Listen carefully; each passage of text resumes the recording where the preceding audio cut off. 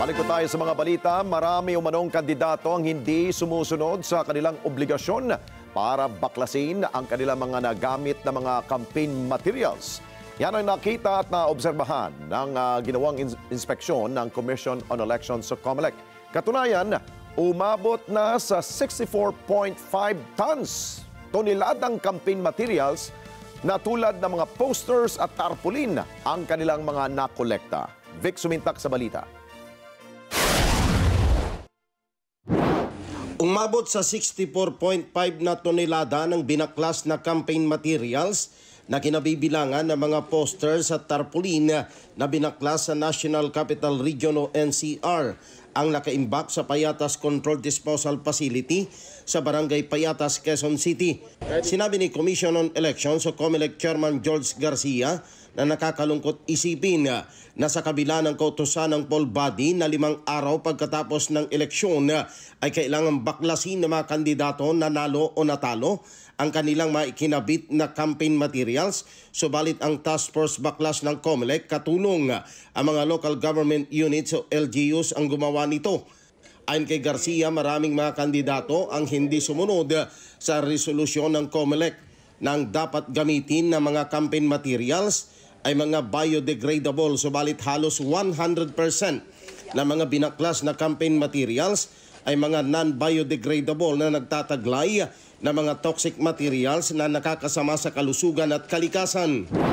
At alam niyo po yung Eco Waste Coalition, nagkaroon sila ng lab test doon sa mga ilang sample ng mga campaign materials na ginamit. Alam niyo po, ang level lang na acceptable, 100 ppm parts per million. Eh yung po sa nasample nila ay 700. Yung toxicity level, yung taas ng ginamit na chemical na naandyan. Ibig sabihin, nakakalason yun. 700 100 nga lang ang limit. Nagpasalamat si Garcia sa lokal na pamahalaan ng Quezon City kasama ang mga cost-oriented groups at Eco Waste Coalition dahil tinulungan ng COMELEC sa pagbabaklas ng mga campaign materials at isinasailalim ito sa recycling process para mapakinabangan.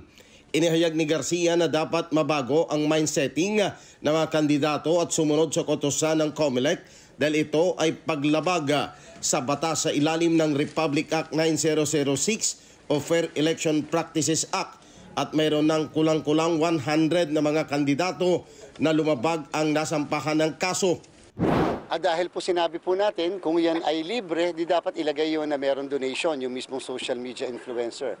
Kung yan po ay lumabas at tumulong sa kanila, social media influencer, kasama ang celebrity, ay ipipresyon po namin na yan ay paid. Maliban na lang kung kamag-anak up to the 2nd degree of consanguinity and affinity. So tama na po yung dating sinasabing libre, kaibigan o kaya naman supporter yung mismong social media influencer, kaya po tumulong sa kanila sa kampanyahan.